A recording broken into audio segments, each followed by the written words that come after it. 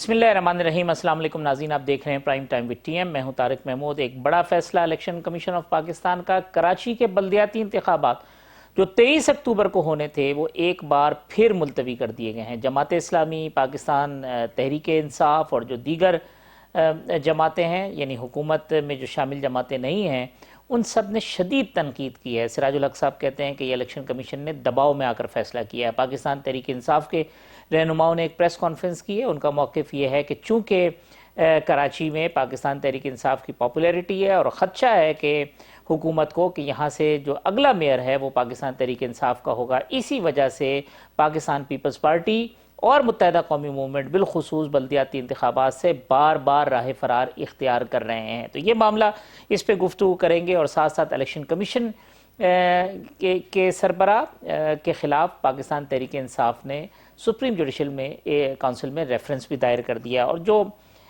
उन पर इल्ज़ाम आयद किए गए हैं उसमें दो तीन अहम नुकात हैं।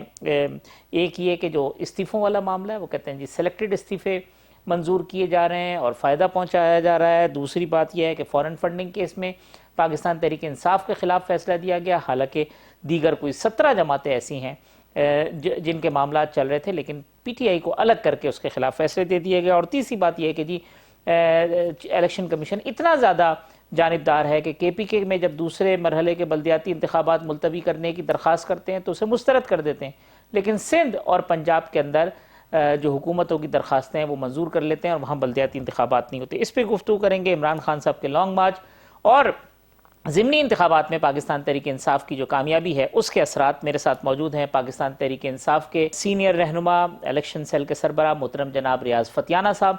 मुझे ज्वाइन कर रही हैं पाकिस्तान मुस्लिम लीग नून की रहनुमा डॉक्टर शजरा मनसब अली साहिबा। मेरे साथ मौजूद हैं पाकिस्तान पीपल्स पार्टी के रहनुमा कादिर खान मंदुखेल साहब और साबिक secretary election commission Kanwar Dilshad साहब ने भी मुझे ज्वाइन किया। तो पहले कंवर दिलशाद साहब, आज जो इलेक्शन कमीशन ने एक मरतबा फिर मुलतवी कर दिया है, तो वो जो नॉमिनेशन पेपर्स ये वो सब उसी तरीके से स्टैंड स्टिल है, 15 दिन बाद फिर रिपोर्ट लेंगे, और अब ये कसूरवार कौन है, मलबा सारा इलेक्शन कमीशन पे गिर रहा है। ये आप दुरुस्त फरमा रहे हैं। ये सुबह से ये बाम चैनल पर प्रोग्राम भी चल रहा है। मैं हमेशा इलेक्शन कमीशन पाकिस्तान के हर मामले को डिफेंड करता रहा हूँ और अब भी हम इंशाल्लाह डिफेंड ही करेंगे, क्योंकि मैं उस इदारे में 10 साल फेडरल सेक्रेटरी रहा हूँ।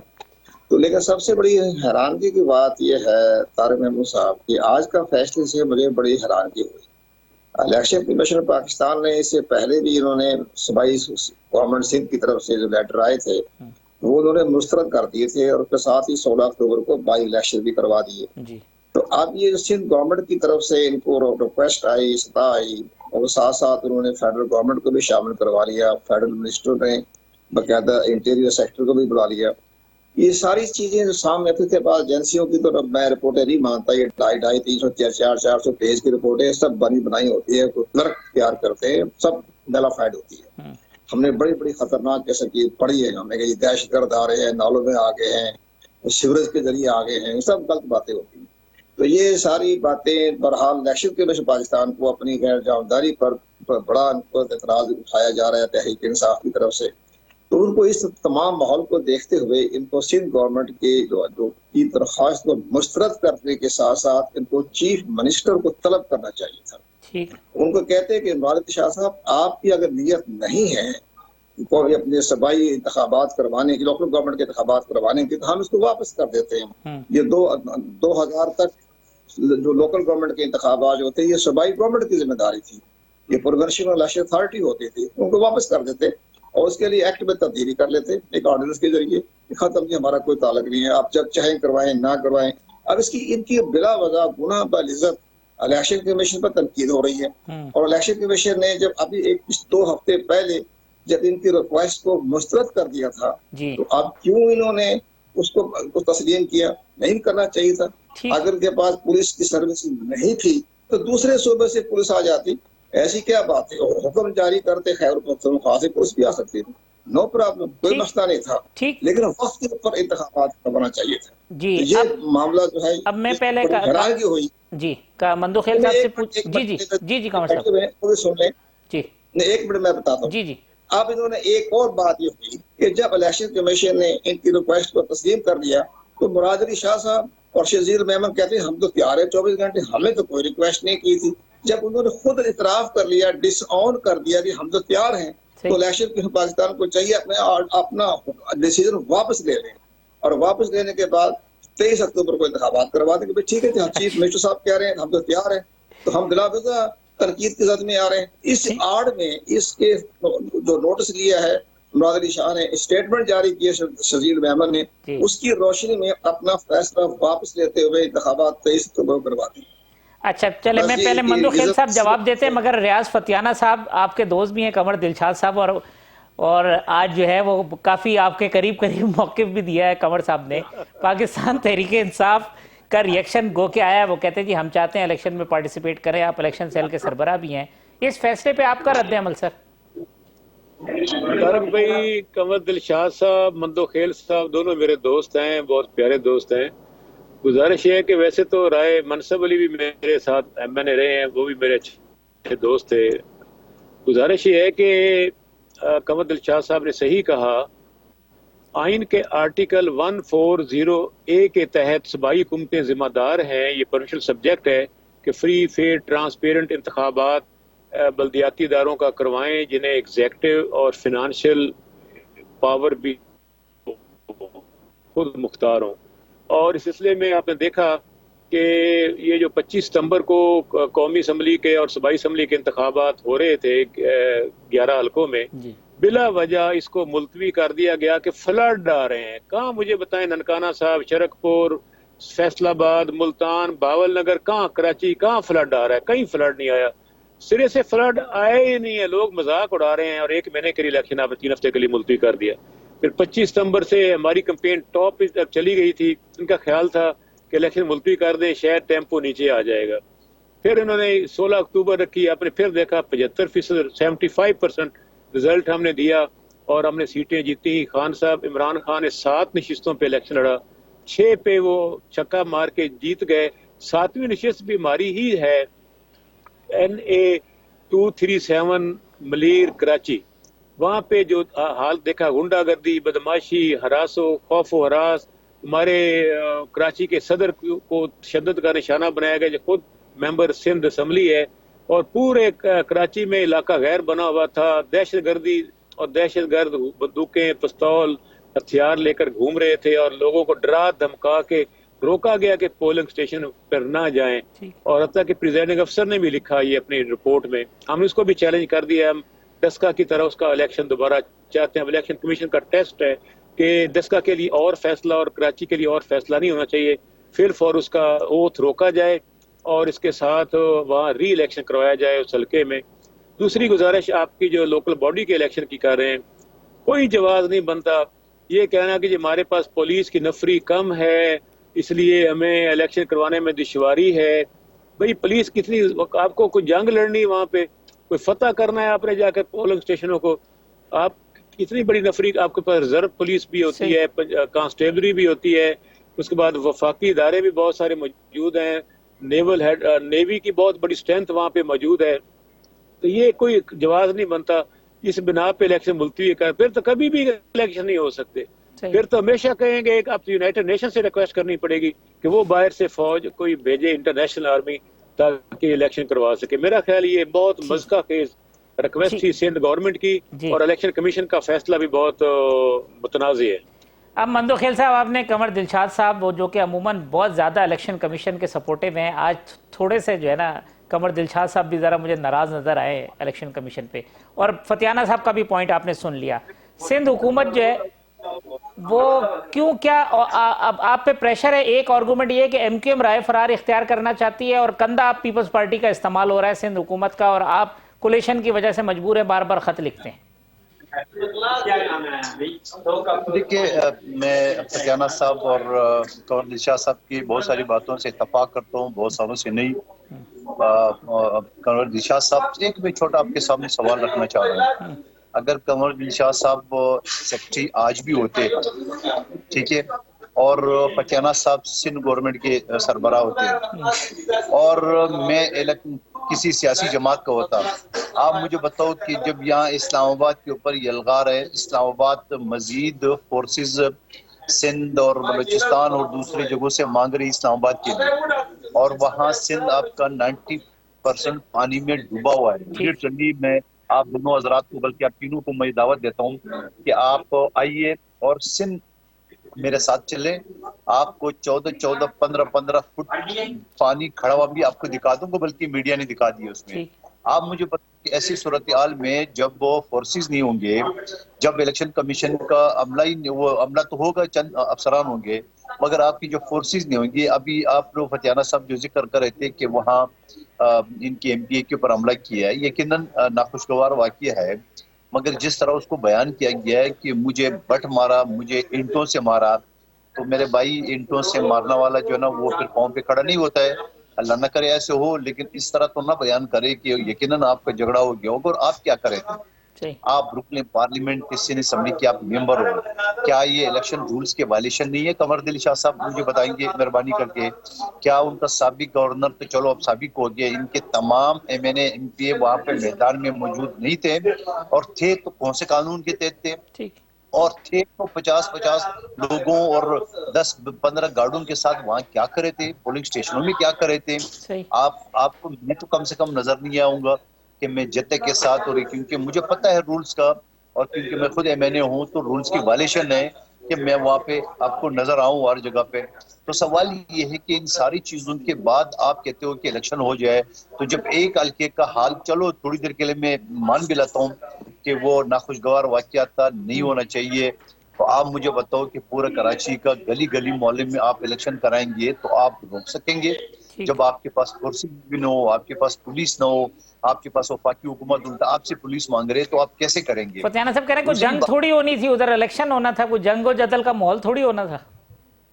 अच्छा आपने साहब, अगर जंग नहीं होना था तो ये जो फतियाना साहब फरमा रहे तो ये क्या था? ये जो इनके रहनुमा जो जो जो जो, जो जख्मी हुए है, या जिस तरह उसको अस्पताल ले गया है, या जिस तरह वो बयान कर रहा था, तो ये क्या था?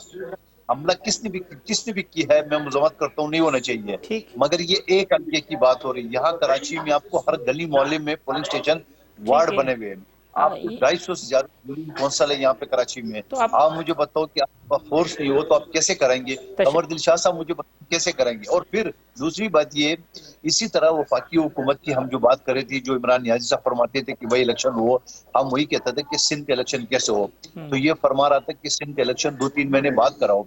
अब आप मुझे कन्वर दिल शाह साहब फिर मुझे बताया, हमारे मेहरबान है और बड़े सीनियर इलेक्शन रूल्स को सब जानते हैं, सेक्रेटरी रह चुके हैं, क्या सिंध को काट के इलेक्टोरल कॉलेज आपका वफाक का पूरा होगा? ये भी सवाल सामने आ गया। कहते नहीं सिंध को बल्कि 2-3 महीने बाद कराओ।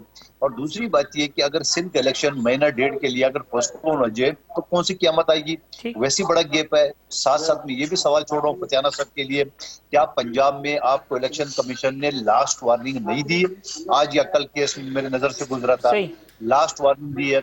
आप कानून साजी के बहाने बना रहे हो, आपको एक हफ्ता दिए कि एक हफ्ते के अंदर कानून बना के, नहीं तो हम पुराने कानून में इलेक्शन कराएंगे।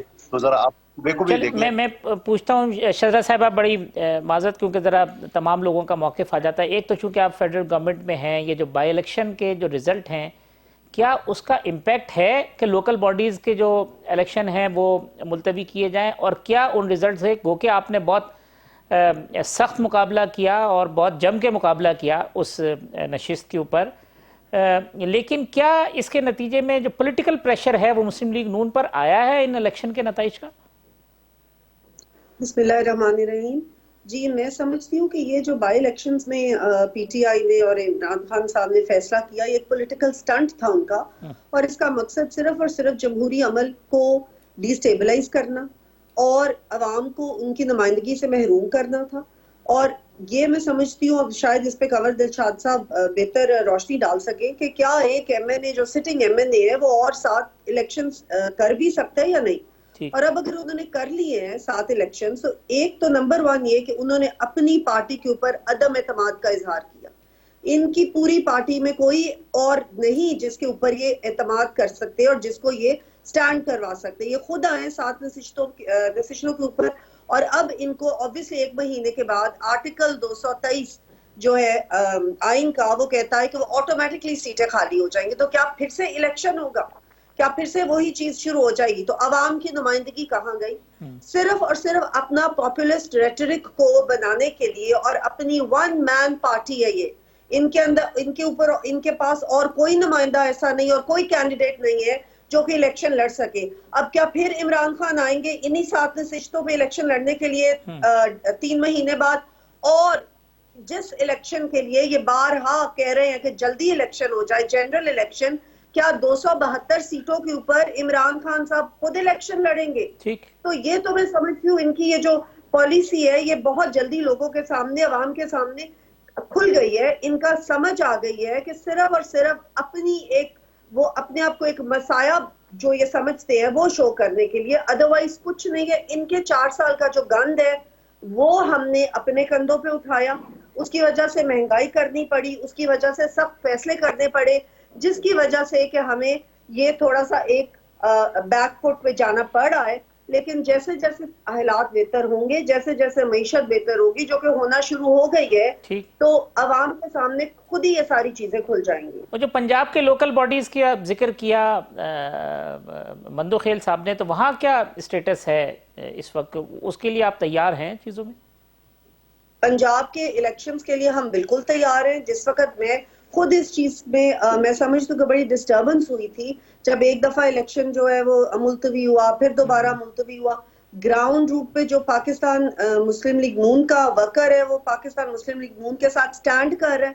हम बिल्कुल लोकल बॉडीज इलेक्शन के लिए तैयार है और इंशाल्लाह बड़ा अच्छा रिजल्ट हमारा उसका आएगा। ठीक है, मैं कंवर साहब एक छोटा सा वक्फा ले लूं। जो आज रेफरेंस हुआ है सुप्रीम जुडिशल काउंसिल में और जो नुकात उठाए, मैं चाहूंगा उस पर भी आपके कमेंट ले लूं। और जो इलेक्शन कमिश्नर के खिलाफ, चीफ इलेक्शन कमिश्नर के खिलाफ रेफरेंस गया है, उस पर आपका मौक़िफ़ जानेंगे एक छोटे से वक्फे के बाद।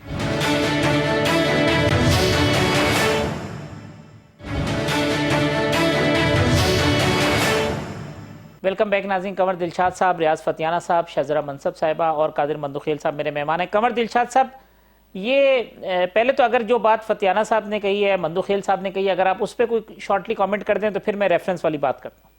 नहीं, मैंने गुफ्तगू सुनी है रियाज फतियाना साहब की, बाकी दूसरे दोस्त का भी बड़ी अच्छी बात वो कर रहे थे और मोहतरमा ने भी बात मेरा जिक्र किया है, उनकी बहुत बहुत शुक्रिया उनका। हर अपनी ओपिनियन दे रहे हैं, डिफरेंस ओपिनियन होती रहेगी जी।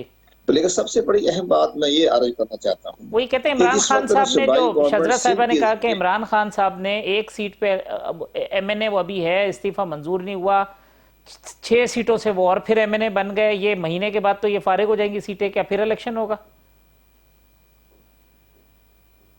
नहीं, मैं थोड़े पहले लोकल गवर्नमेंट के हवाले से बात करूंगा। मैं इधर आता हूँ, मैं इनको थोड़ी तशरीह कर मैं इसी तशरीह करता हूँ कि जिस वक्त इन्होंने सिंध गवर्नमेंट की रिक्वेस्ट के ऊपर इलेक्शन कमीशन ने अपना रिस्क ले लिया और तनकीद भी बर्दाश्त कर रहे हैं, तो फिर सूबाई वजीर आला को, इनके मशरजील मेमन को इलेक्शन कमीशन की सपोर्ट करनी चाहिए थी कि जनाब हमारी ख्वाहिश पर, रिक्वेस्ट पर इलेक्शन कमीशन ने मंतवी किए, हम उनके शुक्रगुजार हैं।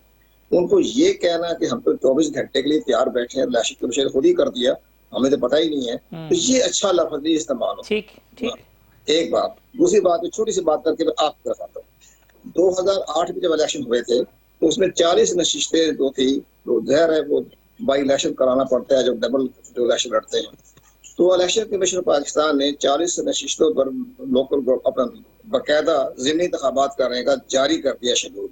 तो रहमान मलिक साहब उस वक्त वज़ीर दाखिला थे, वो चीफ इलेक्शन कमीशन पास आए, मेरे पास भी आए और उन्होंने कहा कि जी इस पर आप इसको मुलतवी कर दें और लॉ एंड ऑर्डर की सूरत हाल है बहुत खराब है। ठीक। तो उन्होंने कहा ठीक है, हम आपका एहतराम करते हैं, आप कर देते हैं।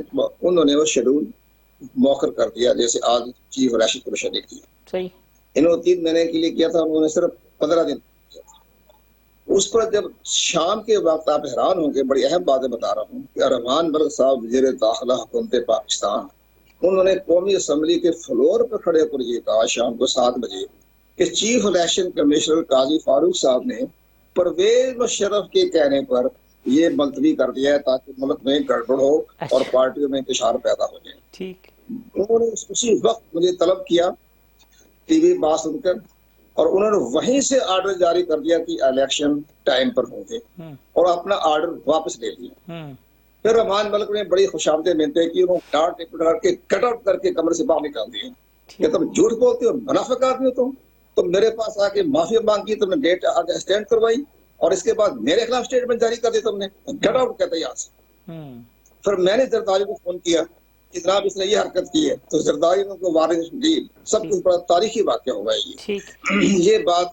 नेक्स्ट डे शहबाज शरीफ साहब और इसहाक डार साहब आए और इलेक्शन कमीशन में, उनका जी बिल्कुल आपने सही फैसला किया, टाइम पर शेड्यूल पर इंतखाबात करवा दें। तो ये चीजें हमारे सामने होती हैं। अब मुराद अली शाह का ये कहना कि जी हम तो तैयार हैं, इलेक्शन कमीशन ने करवा दिया, इस पर मैं ये कहूंगा कि मैं सुबह मुलाकात कर रहा हूँ चीफ इलेक्शन कमीशन साहब से कि जनाब मैं माजी की मिसालें उनको दूंगा कि आप इस ऑर्डर को वापस ले लें। ये तो मैं तो कल आपकी मुलाकात है कमर दिलशाद साहब? कल आपने मिलना है चीफ इलेक्शन कमीशन? मैं जाऊंगा मिलने के लिए जी। ठीक है, अच्छा मैं पहले फतियाना साहब, अब जरा ये जो रेफरेंस फाइल हुआ है चीफ इलेक्शन कमीशन, पीटीआई चली गई है, तो ये इतने बुरे लगने लग गए हैं आपको सर, खुद ही लेके आए और अब आप उनका देखना ही नहीं चाहते? जी मैं इमरान खान ये बड़ा कमर साहब जरा फतियाना साहब की बात सुन ले तो फिर मैं जरा फतियाना साहब की बात। जी फतियाना साहब, देखो ये ऑन रिकॉर्ड इमरान खान साहब बयान दे चुके हैं कि मैंने पड़ोसियों के कहने पे इनकी नामजदगी की थी, तो मेरा ख्याल उसके ये नहीं कहा जा सकता। बुजुर्गों के सर, वो बुजुर्गों के, इमरान खान साहब के जो वो बुजुर्ग थे उसमें जी, पड़ोसी मरे हैं। अच्छा पड़ोसी। तो दूसरी गुजारिश ये है कि आपने देखा कि 3 महीनों में 32 इंतखाबात हुए हैं पाकिस्तान में, ज़िमनी इलेक्शन। फतियाना साहब पड़ोसियों से तो ताल्लुकात हमेशा अच्छे होने चाहिए, आपने क्यों बिगाड़ लिए? तो नहीं, ऐसी बात नहीं। तो उसकी गुजारिश ये है कि 32 इलेक्शन हुए हैं अभी तक, फिर जब से ये रजीम चेंज हुई है, हालांकि इनकी हुकूमतें भी थी। 32 में से 24 इलेक्शन हमने जीते हैं और ये 75% रिजल्ट है। 17 जुलाई को भी हमारा रिजल्ट 75%, 3/4 था। अब 16 नवंबर को भी हमारा रिजल्ट 3/4 75% है। तो ये कहना कि जी इमरान खान ने 6 हल्कों से इलेक्शन क्यों लड़ा, ये भी पाकिस्तान की हिस्ट्री है। इमरान खान पहली शख्सियत हैं पाकिस्तान के 75 सालों में जो एक वक्त में एक दिन में 6 हल्कों से जीते और 3 सूबों से जीते। बलूचिस्तान में तो इलेक्शन हुआ ही नहीं है। और चीफ इलेक्शन कमिश्नर तो फिर ट्रांसपेरेंट और फेयर इलेक्शन करा रहे, इसी वजह से तो आप जीत रहे, फिर क्या मसला है? देखिए ना, गुजारिश है ना कि इतना अवामी दबाव था, हमें तब भी शक है कि थोड़ी बहुत गड़बड़ की थी इन लोगों ने, लेकिन हमारा वोट का डिफरेंस इतना ज्यादा था, इतना अभी और इतना डिफरेंस हमारा ज्यादा था कि वो मैंने नहीं हो पाया। और कराची में भी देखा क्या हुआ, तो बात देखें कि मुस्लिम लीग नून को एक नशिस्त भी नहीं मिली कौमी असम्बली के इंतखाबात में। ये लम्हा फिक्री है नून लीग की क़यादत के लिए, ये बड़े शौक से वज़ीर आज़म और वज़ीर आला बन के बैठे थे। और पंजाब की 3 नशिस्तें तीनों नून लीग की थी, उनमें सिर्फ एक नशिस्त शेखपुर वाली जी 3000 की लीड दोस्त हैं, वो भी हमने छीन ली है नून से, बावलनगर और खानेवाल की। तो ये सूरत हाल है। तो मेरा ख्याल ये एक रेफरेंडम हो गया है, सेकंड टाइम 1 महीने के चंद हफ्तों के फर्क से। अब इसका तकाजा है, हम मांग कर रहे हैं वही मांग जो आज से चंद माह पहले पीडीएम करती थी कि नए इंतखाबात का ऐलान। अब जो मुल्क में जो माशी बुहरान है वो सियासी बुहरान की वजह से है, और सियासी बुहरान इंतखाबात में ना जाने की वजह से है। इंतखाबात कराएं ताकि मुल्क में सियासी इस्तेहकाम और फिर माशी इस्तेहकाम आए, इसे भाग क्यों रहे हैं?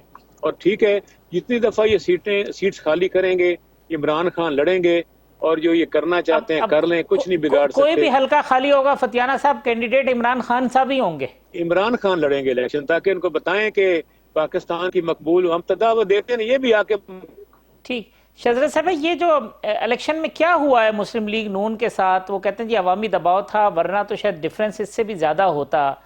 ये जो सूबाई असम्बलियों का जिक्र कर रहे हैं हल्कों का, खुद आपके हल्के में क्या रहा? गवर्नमेंट तो गो के पीटीआई की इत्तेहादियों की थी, क्या वो कोई असरअंदाज हुए हैं? आपकी परफॉर्मेंस ठीक नहीं रही है, क्या है जो रिजल्ट उस मुताबिक नहीं है जो मुस्लिम लीग नून से लोग एक्सपेक्ट कर रहे थे? देखिए, आप इनका माइंडसेट जरा देखें कि जिस सीट से ये हार गए हैं वहां पे धांधली हुई है, जिन सीटों से ये जीत गए हैं वहां पे धांधली नहीं हुई। ये इनका आप सोच देखें। और दूसरी बात ये कि इनके अपनी बकौल जो पंजाब का सबसे बड़ा डाकू है, इन्होंने पंजाब हुकूमत के सारे वसाइल इस्तेमाल किए हैं। इन्होंने सरकारी अमले का इस्तेमाल किया है, स्पेशल पुलिस जो है वो अंदर खड़ी हुई थी पोलिंग बूथ्स के, और इन्होंने तमाम जो है अमले का इस्तेमाल करके और पूरा पंजाब हुकूमत वहां पे मौजूद थी। इन्होंने इतनी एफर्ट की है, आखिरी 3 रोज इन्होंने पैसे तक बांटे, हमारे पास वीडियोस भी मौजूद है। और ये सब कर करा के मैं तो एक मामूली वर्कर हूँ PMLN की, और ये आए और 10,000 की लीड से ये समझ रहे हैं कि कोई बहुत पॉपुलैरिटी इन्होंने शो कर दी है। मैंने जैसे कि कहा कि हमें इनका गंद समेटना पड़ा। इन्होंने 4 साल तो इनको मिले थे, 4 साल में क्या इन्होंने कर लिया जो अब ये कह रहे इलेक्शन हो जाएंगे तो हम कर लेंगे। 4 साल में इनकी परफॉर्मेंस भी सबके सामने है, 4 साल में जो इनका माशी बदहाली आई मुल्क में वो भी सबके सामने है, इनकी गवर्नेंस का जो हाल था वो भी सबके सामने है। उसके बावजूद PDM ने ये फैसला किया और सख्त फैसले किए जिसका सियासी जो हमें इफेक्ट था, हमें पता था वो आएगा और वो आया। लेकिन आप ये सोचें कि क्या ये वन मैन पार्टी, ये कह रहे हैं हर जगह से इमरान खान लड़ेगा। मैं इनसे ये पूछना चाहती हूँ कि जनरल इलेक्शन में भी इमरान खान ही लड़ेगा 272 सीटों से। फतियाना साहब इसका जवाब दे दें फिर। नहीं, जनरल इलेक्शन में हम सब लड़ेंगे, उसमें अच्छा। कोई मतलब। अच्छा जी तो मैं अभी अर्ज क्यों करूं, नहीं मैं जवाब लड़ते देता हूं क्योंकि अब किसी कि इमरान सामने लाते, ये इनकी अपनी सीट्स थी, ये हमारी तो सीट्स ही नहीं थी, इनकी अपनी सीट्स थी। उन सीट्स में से अब इनकी 2 कम हो गई हैं। जी फतियाना साहब, ये भी बात आर्गुमेंट है कि जी 2 सीटें तो आपकी कम हुई, आप फिर भी खुश हो रहे। मेरी बात सुने, ये अभी कह रहे थे कि पंजाब हुकूमत ने बड़ी मदाखलत की है। मैं पूछता हूँ 17 जुलाई को किसकी हुकूमत थी पंजाब में? 17 जुलाई को पंजाब में हमजा शहबाज शरीफ वज़ीर आला पंजाब थे, ऊपर शहबाज शरीफ उनके अब्बा जी थे वज़ीर आज़म। तब भी तो हमने सीटें जीती हैं। उस वक्त सूबाई इंतजामिया किसके हाथों में थी? तो इसलिए ये इसमें कोई वेटेज नहीं है इनके दलाइल में। और दूसरा ये कि हमारी पार्टी ने मजबूर किया कि इमरान खान साहब खड़े हों और वो खड़े हो गए। पार्टी जमहूरी पार्टी है और पार्टी जब एग्जेक्टिव फैसला करती है तो पार्टी के चेयरमैन उनकी बातों को मानते हैं। हाँ, जब जनरल इलेक्शन होगा तो फिर तमाम नशिस्तों पे हमारे जबरदस्त किस्म के कैंडिडेट खड़े होंगे और हम 2/3 नहीं 3/4 अक्सरियत से वफाकी और सूबाई हुकूमतें बनाएंगे, 4 सूबों में और वफाक में। तो फिर इनको क्या इलेक्शन ही ना लड़ें? जब अब जब 3/4 आपने जीत जानी है तो फतियाना साहब फिर उन्होंने इलेक्शन लड़ने का क्या, उनको फिर जहमत करने की क्या जरूरत? ना करें, हमें तो कोई इतराज नहीं है। अगर वो नहीं लड़ना चाहते ना लड़ें, लेकिन खर्चा बचाना चाहते हैं जरूर खर्चा करके पैसे जाया करने, वही किसी चैरिटी में दे दें। तो अवाम तो फैसला 2 दफा 2 रेफरेंडम में PDM के कैंडिडेट इलेक्शन का खर्चा बचाएं और वो चैरिटी कर दे और ये जहमत ना करे इलेक्शन लड़ने की। 2 दफा रेफरेंडम हो चुका है। अच्छा, ये अगर जमहूरी अमल को माने तो ये खुद असेंबलीज में जाए ना, दोबारा वोट ऑफ कॉन्फिडेंस ले ले और आ जाए और अपनी मर्जी से कर लें जो भी करना है। क्यों नहीं आते असेंबलीज में? ठीक। अच्छा कमर दिलशाद साहब, वो सुप्रीम जुडिशल काउंसिल में जो चले गए हैं चीफ इलेक्शन कमिश्नर साहब के खिलाफ, और जो 3 बेसिक है कि जी KPK के मुलतवी नहीं किए, सिंध पंजाब के मुलतवी कर दिए, इस्तीफे मंजूर नहीं किए, और फिर साथ साथ ये फॉरेन फंडिंग में हमारे खिलाफ फैसला दे दिया, बाइस्ड हैं, इसको जरा सर इस पर जरा रोशनी डालिएगा। देखा जी, हर सियासी पार्टी के रहनुमा को, इमरान खान साहब की पार्टी को, खुद इमरान खान साहब को ये सियासी तौर पर भी, कानूनी तौर पर भी, आईनी तौर पर हक पहुंचता है कि अगर वो किसी इदारे के सरबराह के बारे में इनको ताफ़ाजात हैं तो आइन की आर्टिकल 209 के तहत उसके खिलाफ सुप्रीम जुडिशल काउंसिल में रेफरेंस दायर किया जा सकता है।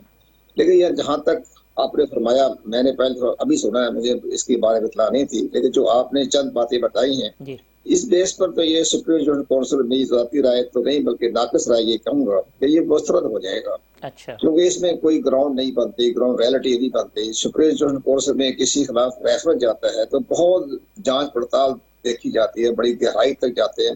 फिर इसके बाद इलेक्शन पाकिस्तान का अपना भी पॉइंट ऑफ व्यू है, वो भी सुनेगा।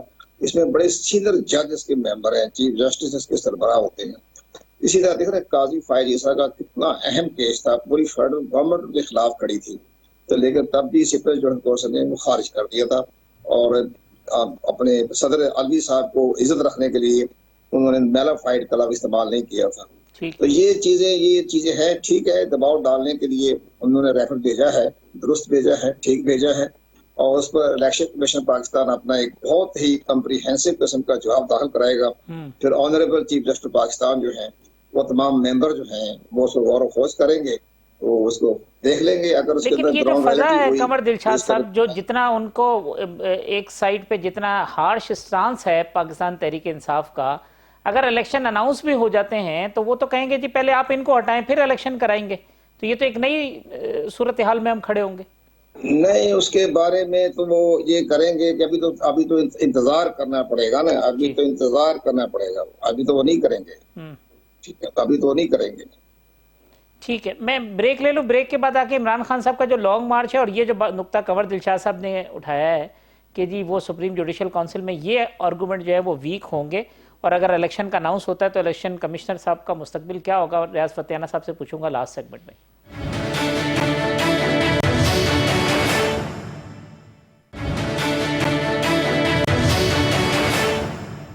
वेलकम बैक नाज़रीन। रियाज फतेहाना साहब, अभी लास्ट सेगमेंट है, आपकी लॉन्ग मार्च क्या तैयारी है और अक्टूबर में ही होगा, आगे नहीं बढ़ेगा? तो अब तो आखिरी 10-12 दिन रह गए अक्टूबर का, इंतजार किस चीज का है? एज स्ट्रेटेजी इसको डिले करने हैं, क्या है इसके आपकी प्लानिंग?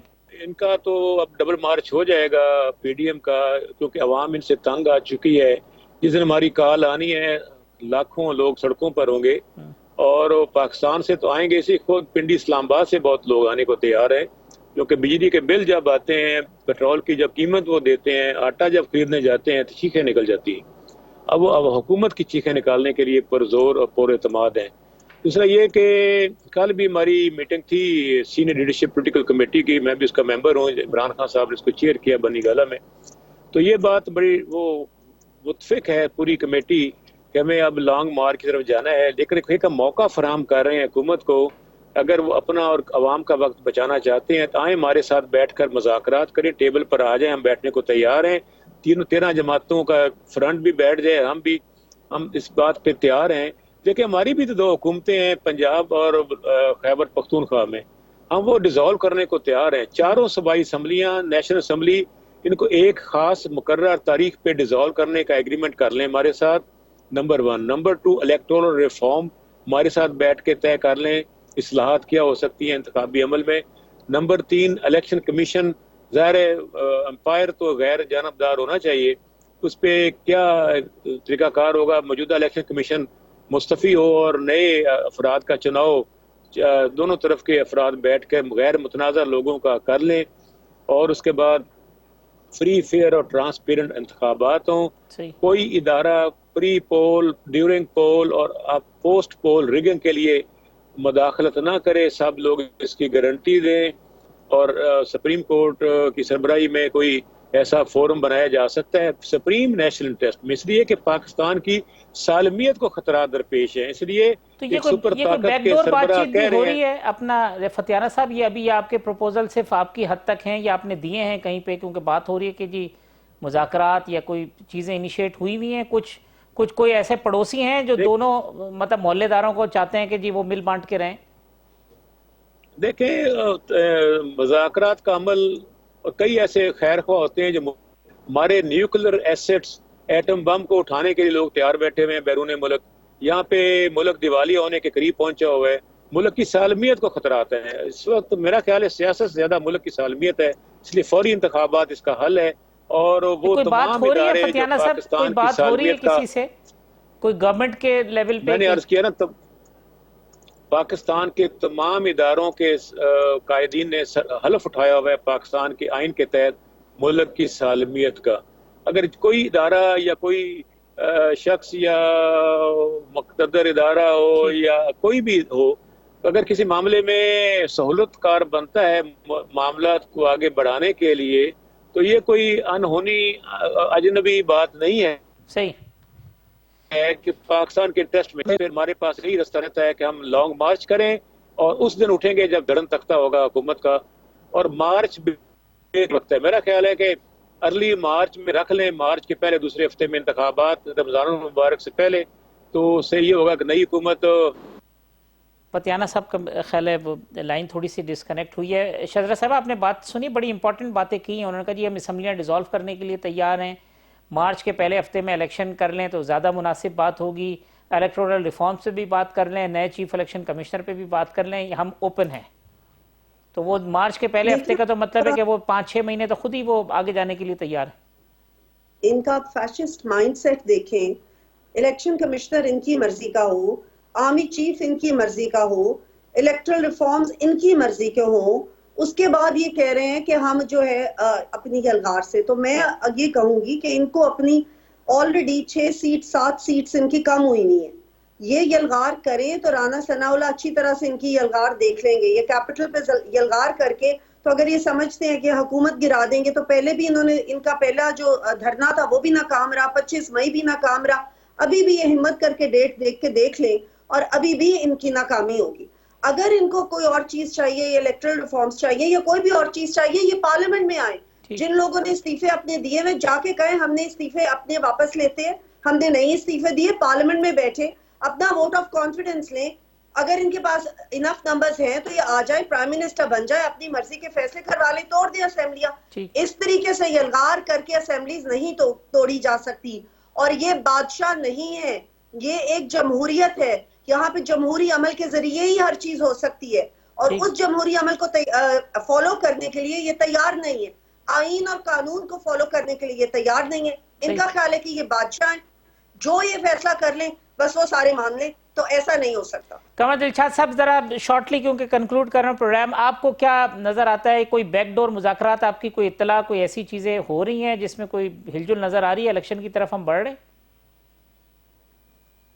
नहीं, इलेक्शन जहां तक मेरी राय है तो तस्वीर है हमारी, जैसे एनालिसिस कर रहे हैं दोस्ताना माहौल में बैठकर, तो ये जो लॉन्ग मार्च का जहां तक है वो इमरान खान का राइट बनता है। वो बार बार कॉल भी देने के लिए धमकी भी दे रहे हैं, बता भी रहे हैं नेक्स्ट वीक। वो वही बात हो रही है जैसे भुट्टो साहब ताशकंद का राज का बयान करते करते अफगान सदर तक पहुंच गए और प्रेसिडेंट पाकिस्तान बन गए। अब मैं ये कह रहा हूँ कि ये लॉन्ग मार्च जो है ये दिसंबर तक अच्छी तरह जाएगा। अगर इन्हें जरूरत पेश आई तो शायद मुमकिन है दिसंबर में लॉन्ग मार्च की डेट दे दे। अभी दिसंबर से पहले लॉन्ग मार्च यही रहा है। रियाज फतियाना साहब ज्यादा जानते हो, कोर कमेटी के मेंबर हैं, तो वो सारी चीजें हमारे नजर में तो ये आ रहा है। लेकिन मसला मामला ये है कि इस वक्त ना तो इंतखाबी इस्ताद का टाइम भी गुजर गया और ये सारे मामले खत्म हो गए। या तो यह है कि सारे बैठे एक टेबल पर और उसके बाद चारों सूबाई असम्बलियां डिसॉल्व करें, वफाकी के जो असम्बली वो भी डिसॉल्व करें और एक दिन में आपको इलेक्शन करवा दे। ये तो नहीं हो सकता ना कि वफाकी हुकूमत तो अपनी असम्बलियां डिसॉल्व कर दे। फतियाना साहब ये कह रहे हैं कि हम तैयार हैं वो असम्बलियां डिसॉल्व करने पे, कोई फार्मूला बनाए। फतियाना साहब, लास्ट कमेंट सर, लॉन्ग मार्च की नौबत नहीं आएगी? आपके मामले पहले ही हल हो जाएंगे या आपको लॉन्ग मार्च करना ही पड़ेगा सर? नहीं, लॉन्ग मार्च से पहले कोई मसला हल नहीं होगा। लॉन्ग मार्च अगर हो भी जाएगा तो दिसंबर के करीब होगा, पहले नहीं होगा। जी फतियाना साहब, मैं समझता हूँ कि इमरान खान ने यही कहा है कि इसी अक्टूबर के महीने में हम फैसला करेंगे लॉन्ग मार्च का। मौका फराम कर रहे हैं तमाम इदारों को भी और रियासती इदारों को भी और हुकूमत को भी कि हमारे साथ मिलकर बैठे मुज़ाकरात करें। नेशनल असम्बली और चारों सूबाई असम्बलियाँ नवंबर के फर्स्ट वीक में तोड़ दें ताकि जनवरी के फर्स्ट वीक में इंतखाबात का इनकाद हो सके। Fair, free, transparent election, electoral reforms और साथ नया इलेक्शन कमीशन और इदारे इस बात की गारंटी दें कि वो प्री पोल, ड्यूरिंग पोल और आफ्टर पोल रिगिंग नहीं करेंगे, करवाएंगे और मुकम्मल फेयर इलेक्शन होगा ताकि कौम को मौका दिया जाए, अवाम को, ताकि उनका इत्मीनाद तमाम इदारों पर भी मुस्तहकम हो। लॉन्ग मार्च की नौबत आएगी या नहीं आएगी सर? लॉन्ग मार्च की नौबत आएगी या नहीं आएगी? अगर वफाकी हुकूमत मुज़ाकरात और इंतखाबी डेट के लिए नहीं आती तो बिल्कुल लॉन्ग मार्च होगा और तारीख का सबसे बड़ा लॉन्ग मार्च होगा और तब उठेंगे जब इनको फारिग। अच्छा, रियाज फतियाना साहब, शहजरा मनसब साहिबा, कमर दिलशाद साहब, कादिर मंदू खेल साहब, तमाम मेहमानों का बहुत शुक्रिया। कल इसी प्रोग्राम में इंशाल्लाह इसी वक्त दोबारा मुलाकात होगी। अल्लाह हाफिज़।